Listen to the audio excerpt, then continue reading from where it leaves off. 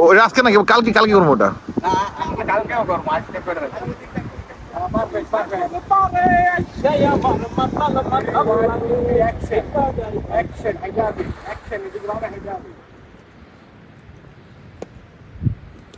খালি ম্যাচ দিয়ে যাবে এদিকে যাইতে তোরা ওদিকে না যায় একটা জায়গায় আটকে যাচ্ছে আসলে আমার গাইলে কিছু রাখবো তুই জানছিস কি ফলগুলো বুঝাই কি আমি তো জানতাম না যে তোরা এই জায়গাতে আসেন তুই হাতে দেবো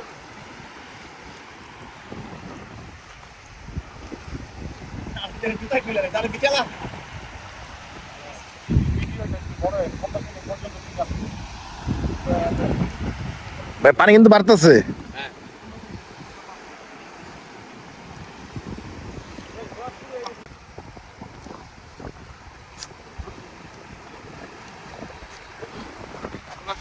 অনেক পিস আচার খাওয়ান দাঁতের মতো করে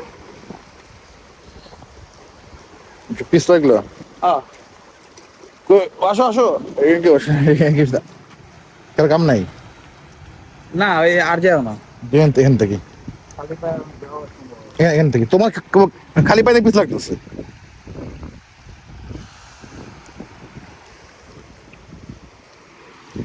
রবিন আসো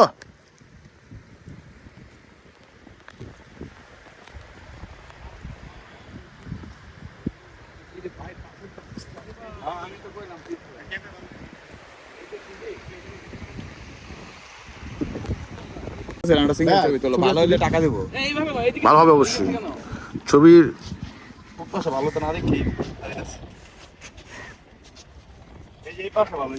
ডিজাইন তোমার এটা না ছিল তোমার গিম্বলটা না ছিল তুমি একটু ইনিশিয়েটিভ নাও ভাই ছবি গিম্বল ভিডিওর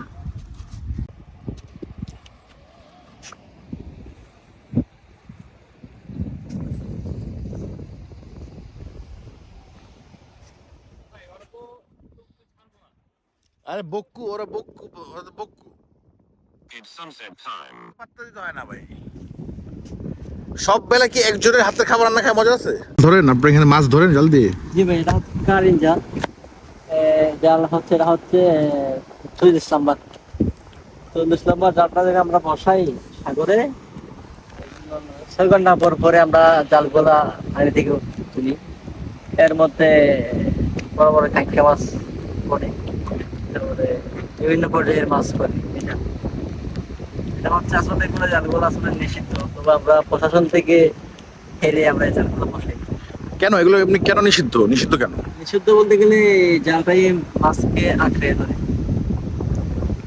এবং কারেন্টকে মানুষ আঁকড়ে ধরে এরকম জাল মাছকে আঁকড়ে মানে এটার মধ্যে একবার রাখলে ওটা আর বাইরে যেতে পারে বাইরে যেতে পারে এই যেমন আজকে বসাবো কিছুক্ষণ পরে 10-15 মিনিট পরে আবার রাত 3টার দিকে জাল বলা হয় কারেন্ট জাল এটা হচ্ছে 40 নাম্বার আর যেটা বসাইছি ওটা 30 নাম্বার 30 নম্বর ওখানে যে আপনি দিচ্ছেন এখানে এটা এখন দিচ্ছেন আনবেন কখন আবার রাত 3টে রাত রাত 3টার দিকে উঠাবো জালগুলো 3টা একটা জোয়ার এসে আর একটা ফাটানো আছে জি 6 ঘন্টা পর কতগুলা মাছ পাওয়া যায় বা কেমন মাছ পাওয়া যায় যদি মাছ লাগে 10-15 কেজি পাওয়া যাবে যদি মাছ না লাগে তাহলে 2-3 কেজি 4 কেজি 2-3-4 কেজি থেকে 10-15 কেজি আচ্ছা তবে আমরা এই মাছগুলি বাজারে বিক্রি করি কেজি 200 টাকা করে 200-300 কেজি 200 টাকা করে জি এবার আমাদের কাছ থেকে এরা মাছ কিনা বিক্রি করে একটা মাছ 200 টাকা প্রায় বিক্রি করে বাজার সাথে প্রায়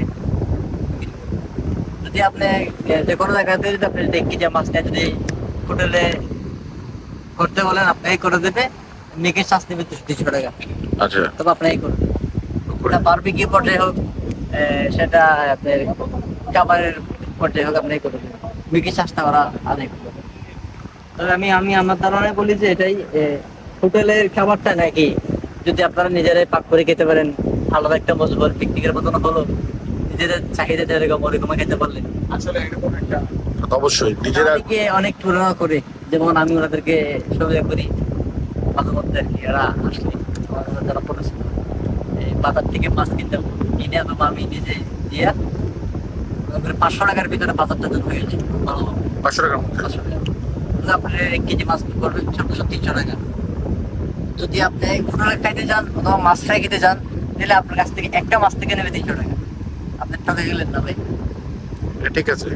এখন তো সেন্ট মার্টিনে নাকি সব ফ্রিজ করা মাছ, তো আপনি কি এখানে মানে ধরে পরে তাজা মাছ খাওয়া যাবে আজকে? এই দিন বলতে আসলে সেন্ট মার্টিনে এখন টাটকা মাছ পাওয়া যাচ্ছে না, কারণ মাছ ধরা বন্ধর কারণে।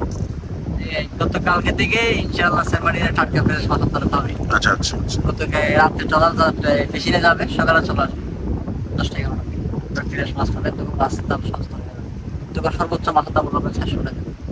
ভালো কোয়ালিটির যেটা মাছ, যেমন রূপসাদা, টেকসাদা, এই সমস্ত চান্দাগুলো আছে, এগুলো একটু 600 দিকে যাবে।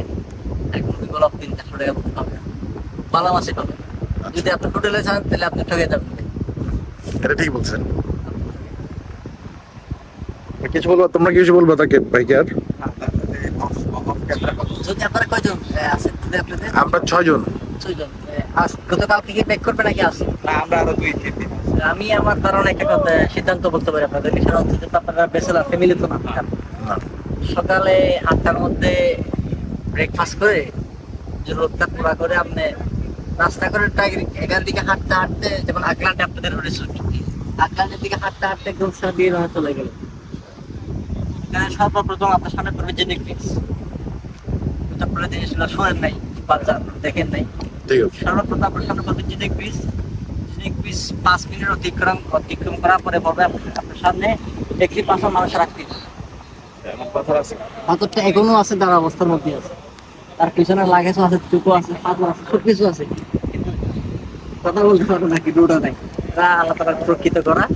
এই পাথরটার নাম হচ্ছে প্যারাঙ্গনিয়া। এটা হচ্ছে মিরিম পার শেষ করে, জেনিক বিচ শেষ করে ওই পাথরটা শেষ করে হচ্ছে আবার সুন্দরবন। পাথর শেষ করে সুন্দরবনের আগে একটা পাথর আছে, আমরা বলি মানে এই জায়গার সুন্দরবন বলে এটা। জি, আমাদের ভাষায় বলে একটি পাথরের নাম হচ্ছে বিলার কুদা বলি আমাদের ভাষায়। আচ্ছা। মানে বিলারের কুদা, গর্ত আর কি। আচ্ছা। ওই পাথরটার ভিতরে আপনি পাশ থেকে দিকে পাশ থেকে বের হতে পারবেন। আচ্ছা। ওই পাথরগুলো অন্যরকম, এই পাথরগুলো অন্যরকম, ডিফারেন্স আছে। ওগুলি সাদা, এগুলো হয়তো লাল, ওখানে আবার নীলও আছে। ওই আবার ওইটা শেষ করে আপনার সামনে পড়বে জিনিস কি আপনার সামনে পড়বে হচ্ছে একটি বীজ 3 কালারের বালি, নীল, লাল, সাদা, পৃথক ভাগ করা। এটা আল্লাহ তাআলা প্রকৃত করা। প্রথম পড়বে লাল, মাঝখানে নীলটা, তারপর সাদাটা বালি ভিন্ন করা। ওখান থেকে আবার 10-5 মিনিট খেলে সেরা দ্বীপে চলে গেল। সেরা দ্বীপ 3টি, মানে ভিন্ন ভিন্ন দ্বীপ আছে। এর মধ্যে হচ্ছে একটা প্রবাল দ্বীপ, একটা শৈবাল দ্বীপ, একটা নির্জন দ্বীপ। যখন আপনি প্রবাল দ্বীপে যাবেন শুধু প্রবালগুলি দেখবেন, যখন আপনি শৈবাল দ্বীপে যাবেন শুধু শৈবালগুলোই দেখবেন। বিভিন্ন পর্যায়ের শৈবাল এখানে। যখন আপনি নির্জন দ্বীপে যাবেন, আল্লাহর প্রকৃত একুরিয়াম এখানে আছে।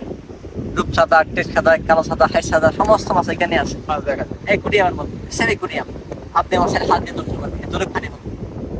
ওই আলাদা সিস্টেমে করা না, আমরা ওখানে গেছি আগে। একুরিয়াম।